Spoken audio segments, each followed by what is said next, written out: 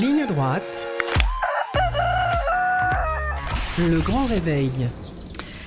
Lucas Demeo, le directeur général de Renault, a affirmé il y a quelques jours au micro de France Inter qu'à partir du 1er janvier 2025, il lui sera imposé de vendre un véhicule électrique pour obtenir l'autorisation de vendre 4 véhicules thermiques. En cas d'irrespect, il risquera évidemment une amende. Mais que représente réellement le marché de l'électrique ? D'où tombent ces normes et que risquent les fabricants ? C'est le thème de cet entretien et pour cela, je reçois donc Jean-Philippe Coin, avocat spécialiste du droit automobile. Bonjour Jean-Philippe Coin. Bonjour. Alors on pourrait commencer par là, avant de s'insurger justement peut-être contre les pressions des lobbies écologistes. Que représente le marché de la voiture électrique en France ? Puisqu'en juillet 2024, les ventes de véhicules électriques se sont élevées à 853 000 dans le monde. C'est une augmentation de seulement 6% par rapport à l'année précédente. Et c'est une performance donc mitigée qui met en évidence une demande plutôt plus faible que prévue. Pourquoi ? Alors, d'abord, il faut comprendre que le marché de l'automobile électrique, il est lié à un marché, pas orienté, mais qui est subventionné. C'est-à-dire qu'à partir du moment où on a arrêté les subventions ou arrêté les avantages fiscaux, tous les pays où on l'a fait, il y a une baisse d'activité sur les véhicules électriques. C'est-à-dire que le choix électrique n'est qu'un choix économique. C'est un choix qui est forcé politiquement, puisque ça a été un choix qui a été décidé à Bruxelles. Mais surtout, il y a un choix qui est orienté. Donc, du coup, si vous enlevez l'orientation ou l'avantage que vous y avez, vous perdez l'intérêt. Donc, conclusion, est-ce que c'est utile d'avoir un véhicule électrique ou pas ? J'en sais rien. Mais est-ce que c'est une solution technique pour l'avenir ? Ça, c'est beaucoup moins sûr. Quand vous nous expliquez que c'est un marché qui a survécu dans un premier temps grâce aux subventions, on imagine que ça a dû avoir un impact assez négatif, du coup, sur l'économie française, qui va déjà assez mal, non ? Alors, ça n'a pas d'impact sur l'économie en soi, puisque c'est un avantage fiscal que vous donnez que le constructeur assume. C'est-à-dire que le constructeur vend un véhicule à un prix aujourd'hui X ou Y, mais qui est inférieur au prix de revient. Donc si vous enlevez la subvention, c'est le constructeur qui paye la différence. Quand vous disiez ensuite que c'était un choix qui avait été décidé à Bruxelles, est-ce que c'est parce que les lobbies écologistes, justement, ont fait pression à échelle européenne pour qu'on arrive à de telles réglementations ? Est-ce que ça vient de partis ? D'où est-ce que ça vient, cette nouvelle norme ? Alors, je pense qu'en réalité, ça s'est passé il y a bien longtemps. C'est ça s'est passé il y a quelques années où les lobbies écologistes, oui, ont fait pression au niveau de Bruxelles et ont été aidés, à mon avis, par des lobbies qui étaient liés plus au système électrique, au système des batteries ou au système de certains pays. Mais en tout état de cause, je pense que les constructeurs automobiles, eux, n'ont rien vu arriver. C'est surtout ça la question. Ouais. C'est qu'ils étaient arc-boutés sur des problèmes environnementaux à leur manière. C'est-à-dire qu'ils répondaient, les constructeurs automobiles ont essayé de répondre et ont répondu puisqu'on a changé de normes. On est passé de véhicules très polluants à des véhicules qui ne polluent plus du tout, bien évidemment. Et donc, les constructeurs ont fait leur chemin et ils ont pensé qu'en respectant les normes ISO et les normes autres, Euro et autres, ils allaient s'en sortir et que ça allait très bien se passer. Mais d'un autre côté, ils n'ont pas vu passer, à mon avis, les mesures. Et lorsque ça a été voté par surprise, parce que le Parlement ne l'aurait pas totalement acquis, je pense qu'ils n'ont pas fait beaucoup de lobbying et ils s'y sont pas très bien pris, on va dire. Oui, donc en fait, ça a été fait un peu dans leur dos. On comprend bien qu'ils n'ont pas vraiment été consultés avant ces décisions. Pourtant, ce sont les premiers concernés, on s'étonne. Ouais. Oui, mais en réalité, c'est pas une décision économique. Donc, les acteurs économiques n'ont pas vu le problème arriver, n'ont pas vu la grandeur du problème qui allait leur arriver. C'est un problème politique. C'est qu'on leur a dit, voilà, maintenant, il y a des bureaucrates, mais oui, parce que c'est pas les hommes politiques qui décident au niveau européen, mais on va dire, il y a des bureaucrates qui vous ont dit, maintenant, ça va être comme ça. Un matin, il y en a un qui s'est levé et puis qui a dit, tiens, ça serait bien que tout soit électrique parce que c'est vrai que ça ferait moins de consommation en essence. Et puis voilà, et c'est un problème qui les a dépassés, à mon avis. C'est un choix totalement politique qui est, je pense, sur la durée et sur la globalité, est absurde. C'est pas absurde d'avoir des voitures électriques, c'est très très bien, au contraire. Mais c'est absurde d'avoir dit, voilà, on arrête ça, alors qu'on était les leaders, alors que l'économie reposait sur cette économie-là. On a tué un secteur économique monumental que nous savons tuer chez nous pour donner à d'autres. Oui. Oui, parce que alors ce que précise le patron donc de Renault, il dit si l'électrique reste au niveau d'aujourd'hui, l'industrie européenne va peut-être devoir payer 15 milliards d'euros d'amende. Qu'est-ce que ça veut dire en fait? C'est qu'ils vont devoir continuer à produire et à vendre Oui, des véhicules alors, thermiques pour survivre, sans pouvoir pour autant vendre de véhicules électriques alors et donc ils sont la, sanctionnés. la difficulté, c'est qu'en plus, j'allais dire, on pouvait toujours faire marche en arrière en disant 2030, 2035, 2040, c'est des échéances qui sont politiques. Donc on pourrait très bien dire 2045 ou 2050. Là, on a non seulement maintenu les échéances qui sont injouables pour faire de l'électrique à 100%, ça n'a pas de sens. Mais en plus, on argumente, on augmente ces échéances d'amende. C'est-à-dire que non seulement vous êtes pénalisé, on vous tire dans le pied, mais c'est avec un peu de chance, on vous attache le bras dans le dos en même temps pour éviter que vous puissiez travailler. Ouais. Il y a la Commission européenne aussi qui a annoncé en juin que les droits de douane sur les véhicules électriques chinois, puisque vous parliez de ces marchés qu'on avait donc laissés à d'autres, donc ces droits de douane, ils vont passer provisoirement de 10 à au moins 27%. Ils justifient cette hausse par le fait que les constructeurs installés en Chine sont largement subventionnés. Pékin a dénoncé une attitude protectionniste patente, je cite, et depuis la Commission a déjà fait marche arrière. Alors l'Europe veut protéger ses constructeurs automobiles face à la concurrence chinoise et en même temps les automobilistes européens ne parviennent pas à investir dans ces véhicules. Est-ce que c'est pas un peu le serpent qui se mord la queue là? D'abord, vis-à-vis des Chinois, les Chinois ils font ce qu'ils veulent. Chez eux, il faut comprendre qu'un marché subventionné dans un État qui est un État communiste où tout est sous le contrôle d'un État, ça n'a pas de sens. Puisque le marché est contrôlé. Pardonnez-moi. Oui, donc dans un pays qui est un pays communiste où il n'y a pas de, en fin de compte, il n'y a pas de liberté dans l'absolu, le contrôle veut rien dire. Donc la subvention, elle est absolue chez eux, mais elle est normale. Donc on peut pas aller critiquer leur système de subvention pour dire bah oui, chez nous on a des difficultés. Le problème il est ailleurs, c'est que d'un côté on leur a dit d'un côté on va augmenter les taxes, mais on s'aperçoit que si on augmente nos taxes, ils vont augmenter les leurs. C'est pas vrai. Et de toute façon on ne le fera pas.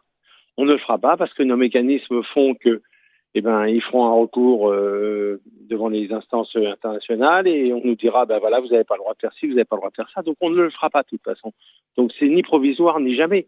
On est dans un marché dans lequel ils sont concurrentiels. Ils ont fait des véhicules parce que eux, ils avaient prévu et eux, ils étaient dedans depuis longtemps. Donc de toute façon, ils sont en avance et puis ils contrôlent le marché de toute façon. Donc à ce moment-là, on a fait juste un transfert de marché. On a donné les clés des voitures aux Chinois, on leur a dit voilà, écoutez, dorénavant, les voitures, elles sont à vous. Nous, on est les premiers, on a fait des belles voitures, mais finalement, on arrête de les fabriquer. On vous laisse, alors on leur a laissé beaucoup de temps en plus pour nous doubler, voire nous rattraper et nous doubler. Donc réellement, on s'est tiré une balle dans le pied et on s'est attaché les bras. Vous dites qu'on leur a laissé beaucoup de temps, ça dure depuis combien de temps tout ça, Jean-Philippe Point? D'abord, en tout état de cause, depuis le jour où on a décidé de passer à l'électrique, eux, ils étaient déjà sur les marchés puisqu'ils contrôlaient déjà le marché des approvisionnements des matières liées aux batteries, au système de fabrication des véhicules électriques. Il faut voir l'investissement qu'ils ont fait dans les mines en Afrique, à peu près partout. Donc leurs investissements, ils les ont fait il y a... il suffisait de se promener en Afrique il y a 25 ans pour voir les entreprises chinoises dans les mines, dans les métaux, dans des métaux non précieux. Ça, c'était impressionnant déjà il y a 25 ans. Donc 25 ans après, vous n'avez plus le marché de l'approvisionnement. 25 ans après, vous contrôlez plus le marché de la distribution non plus. Ouais.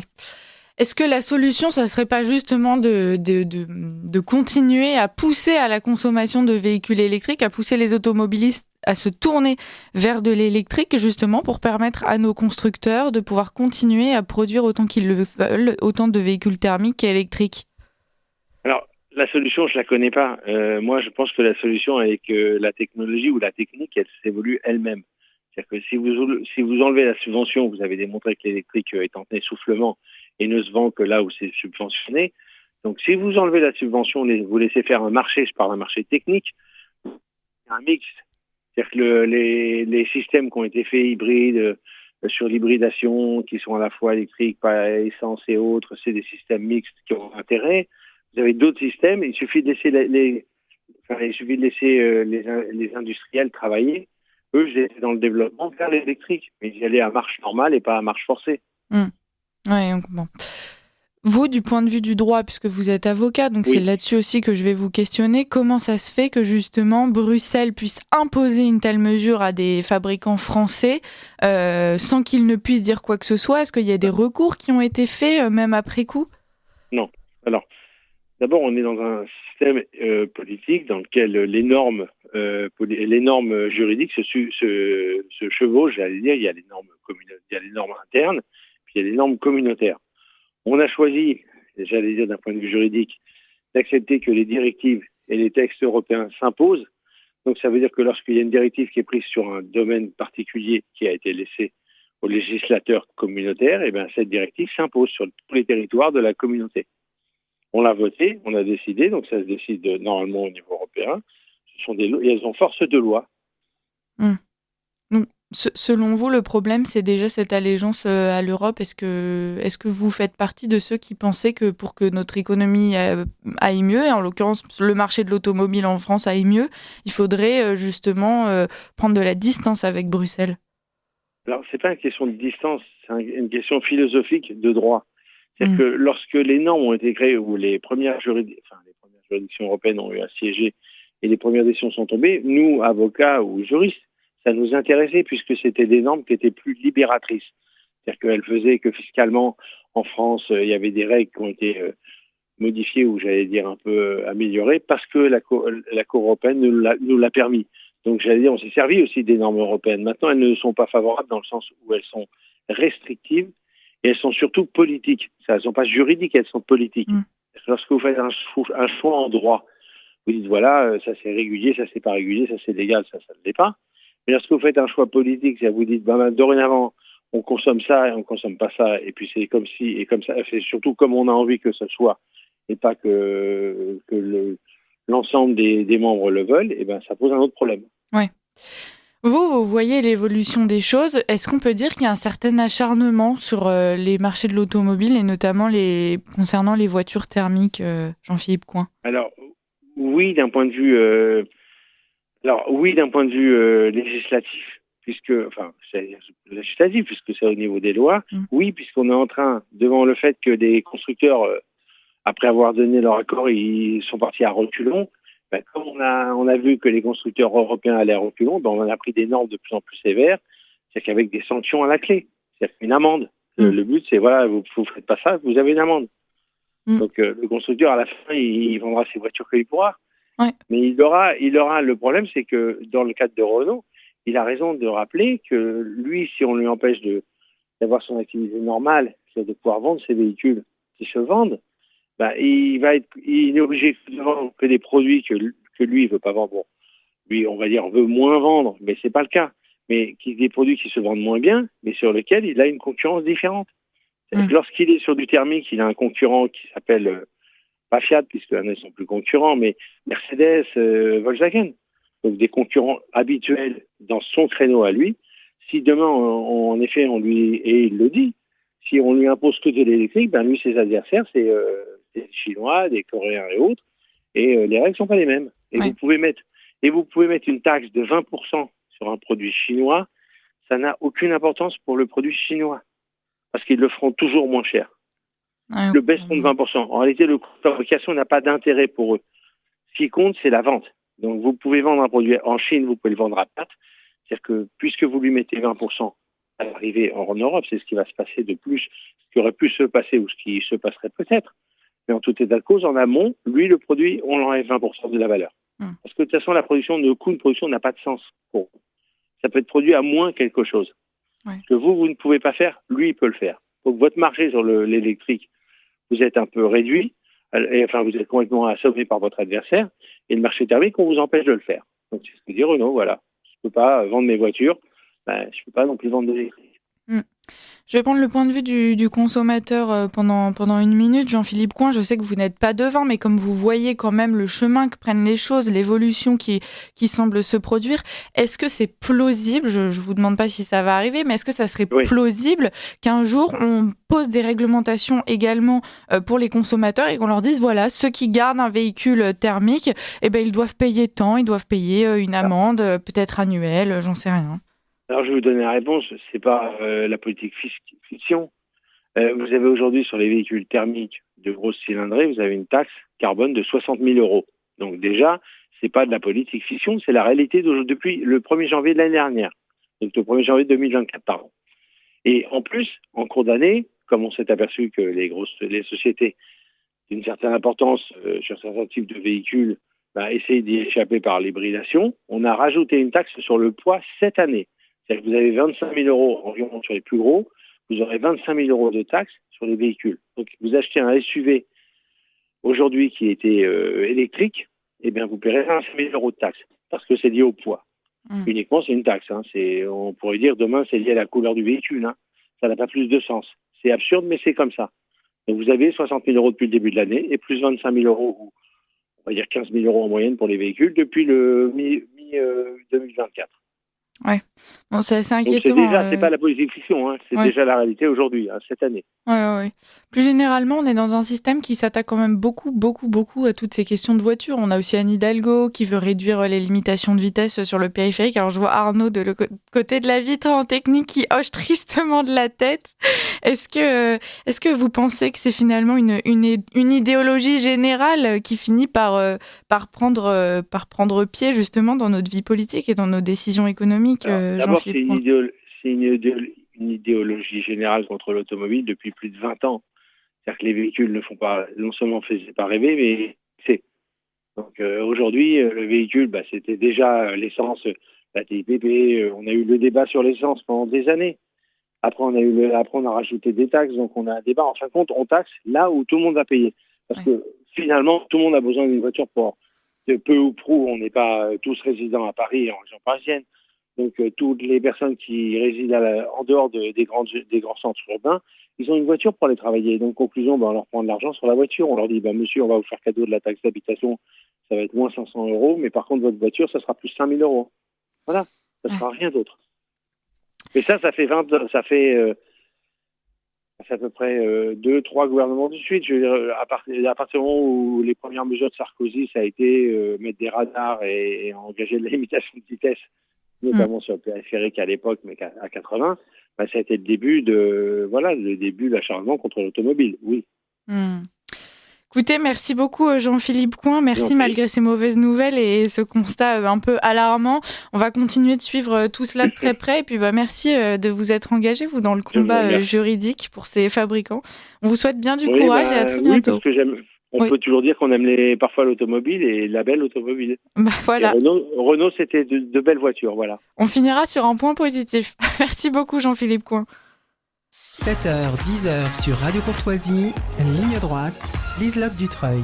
Tout de suite, on passe à un rapide décryptage. On ne pouvait pas le manquer. Évidemment, Arnaud, nous allons parler de notre député de Logu qui continue. On l'écoute ? On l'écoute. Votre collègue Antoine Léaumont qui compare Emmanuel Macron à Philippe Pétain. Vous avez vu ça ? Non, j'ai pas vu, non. Vous avez pas vu ? C'est dommage. Mais je connais pas tellement l'histoire que cela. J'apprends aussi. D'accord. Je sais pas qui est Pétain, quoi.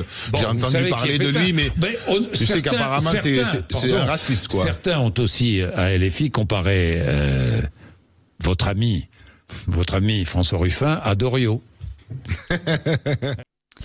Voilà, alors notre ami Delogu qui ne sait pas qui est Pétain. Alors c'est fascinant quand même parce que chez LFI, en fait, c'est simple. Il faut pas connaître les gens, il faut juste savoir si on les classe dans la case raciste ou pas raciste. Moi, j'ai du mal à y croire, franchement. À quoi ? Ils ne connaissent pas Pétain. Parce que dans le narratif LFI, Pétain, il est quand même omniprésent.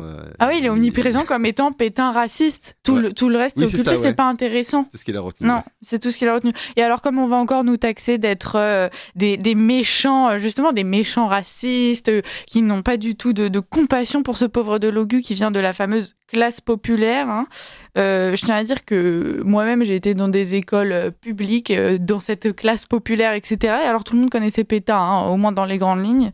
Donc, il faut redescendre sur terre, ouvrir un livre. Et puis, quand on est français, ne pas connaître le maréchal Pétain, c'est quand même, quoi qu'on en pense, assez dramatique, surtout quand on est député. Ouais. Merci à monsieur Delogu. On en reparlera tout à l'heure avec Xavier Aimant. Ouais. Moi, ce qui m'étonne, c'est qu'il ne connaît pas Pétain, mais qu'il semble connaître Jacques Doriot, qui est quand même beaucoup moins connu que Philippe Pétain. Alors, à moins que son rire qu'on entend en fin de sonore soit une façon de dissimuler, une fois de plus, son ignorance. Ouais. Mais je lui laisse le bénéfice du doute. Bon, on va pas trop l'attaquer parce qu'après, c'est nous qui allons être critiqués. Merci beaucoup Arnaud pour ce décryptage.